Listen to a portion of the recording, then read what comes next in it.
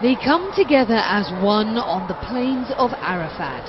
Under the hot Saudi sun, nearly 3 million Muslims spend the day in prayer and meditation, all hoping God will hear their prayers on this, the second day of the Hajj. Muslims believe this ritual is a dress rehearsal for the Day of Judgment, and when the sun sets, the pilgrimage reaches its climax. This is a day of forgiveness, a day of emancipation, a day of forgiveness, and that's what Hajj is all about, is becoming a newly born person.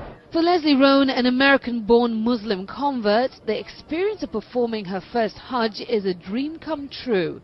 We spoke to her just hours before she set out for Arafat. Just thinking about the day's significance filled her with emotion. I'm going to be praying for forgiveness for my sins, and that, I think, is what we all are after. And, you know, there are a lot of things that we do consciously and unconsciously. I want a closer relationship with God.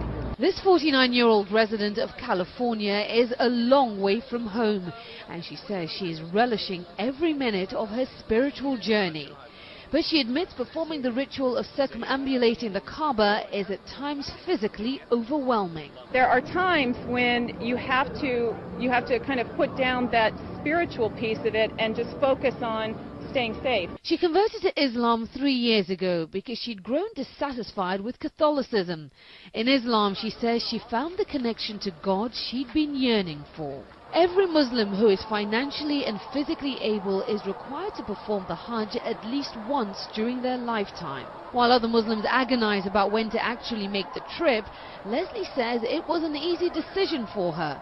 Back home in the US, as she made her final preparations for her trip to Mecca, she explained why. It's a really great time to go. It's winter in Saudi Arabia, so it's probably only 95 degrees during the day.